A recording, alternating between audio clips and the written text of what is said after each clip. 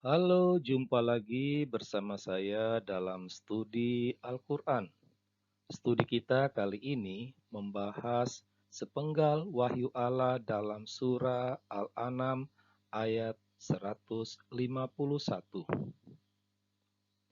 Jika kita membuka kitab Al-Quran surah Al-An'am ayat 151, maka kita akan menemukan wahyu Allah berupa perintah kepada Muhammad untuk dikatakan, ya. Jadi waktu itu Allah dia berkata kepada Muhammad, Muhammad, katakanlah, janganlah kamu membunuh orang yang diharamkan Allah kecuali dengan alasan yang benar.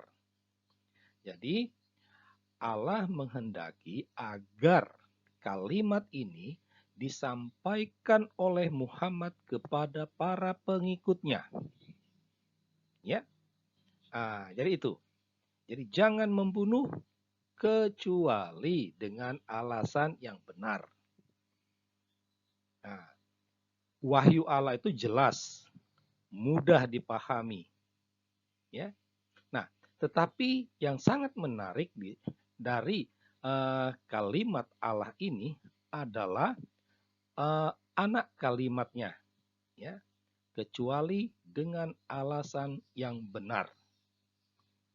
Jadi di awalnya tuh dikatakan janganlah kamu membunuh, tapi anak kalimatnya kecuali dengan alasan yang benar. Secara tidak langsung, ya, kalau mau pakai bahasa positif, boleh membunuh dengan alasan yang benar.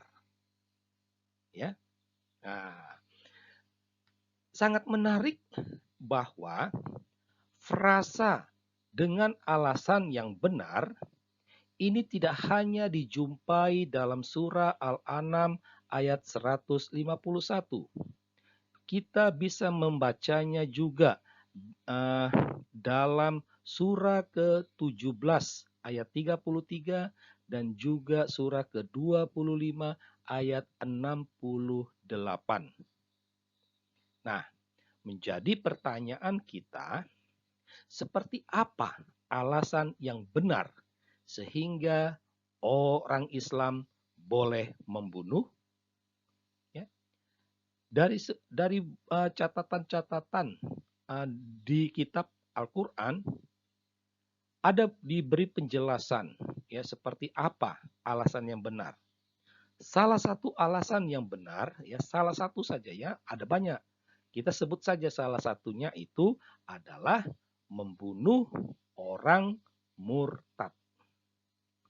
Nah, jadi membunuh orang murtad ini merupakan alasan yang benar untuk membunuh.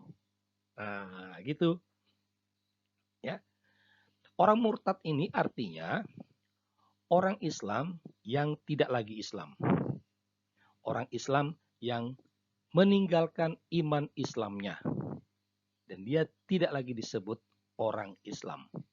Bisa saja dia sudah menjadi orang Kristen, atau orang Buddha, atau orang Hindu, dan lain sebagainya. Ya. Nah, orang ini boleh dibunuh karena ini masuk dalam kategori alasan yang benar. Ini merupakan kehendak Allah. Ya, ini merupakan kehendak Allah. Jadi dapat kita katakan umat Islam diperintahkan untuk membunuh orang murtad. Ini perintah dari Allah. Atau umat Islam boleh membunuh orang murtad. Nah, sekarang kita akan menunjukkan sumber pendukung dari wahyu Allah tadi. Membunuh dengan alasan yang benar. Ya.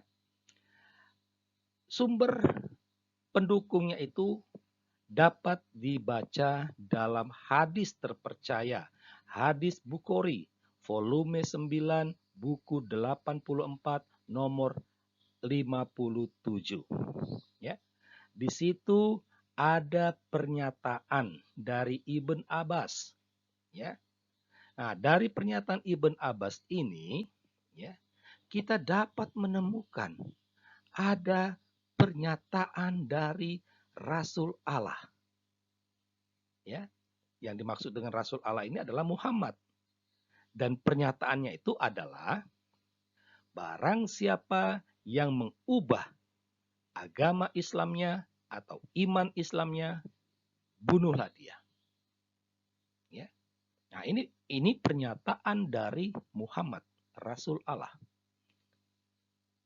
Dari sinilah ditafsirkan orang yang murtad harus dibunuh. Karena orang murtad berarti dia telah mengubah iman atau agama Islamnya. Dari sumber yang sama, nomor 58, di sana terdapat pernyataan menarik dari Muat. Ya. Ini kisahnya itu ada seorang Yahudi, dia masuk Islam tetapi dia kembali lagi ke Yahudi. Nah, orang ini ditangkap, ya. Muat mengatakan, saya tidak mau duduk sampai dia itu dibunuh. Karena apa? Karena ini merupakan perintah Allah dan Rasulnya. Rasulnya ini adalah Muhammad.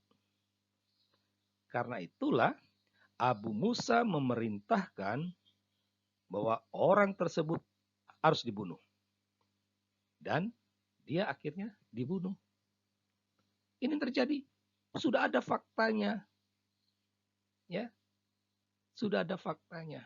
Inilah sumber pendukung dari hadis terpercaya. Nah, kita sampai pada catatan akhir studi kita. Ya, dapatlah dikatakan bahwa agama Islam membolehkan umatnya membunuh orang murtad. Ya. Atau dengan kata lain, agama Islam mengajarkan umatnya untuk membunuh orang murtad. Ya. Ajaran ini berasal dari perintah Allah. Ya. Allah menghendaki, Allah memerintahkan agar umat Islam membunuh orang yang murtad. Ya. Nah, dua pernyataan ini membuat wajah Islam itu dikenal sebagai agama yang sadis. Jadi bukan hanya soal terorisme dan intoleransi yang membuat Islam menjadi sadis, tetapi perintah untuk membunuh orang yang murtad ini juga membuat agama Islam menjadi agama yang sadis.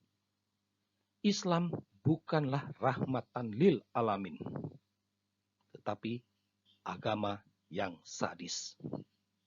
Menjadi pertanyaan, kenapa dewasa ini banyak orang Islam yang murtad tapi tak dibunuh? Ya, misalnya Sarifuddin dan masih banyak lagi.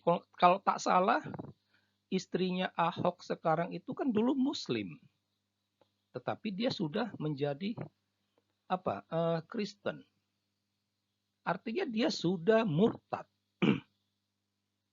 Kalau mengikuti ajaran Islam, maka umat Islam terpanggil untuk membunuh mereka. Tetapi kenapa tidak? Dapatlah dikatakan bahwa umat Islam dewasa ini lebih takut pada hukum sipil daripada hukum Allah. Mereka takut dipenjara daripada masuk neraka. Demikianlah studi kita tentang surah Al-An'am ayat 151. Semoga studi ini membawa pencerahan bagi Anda untuk memahami Islam. Sekian dan terima kasih.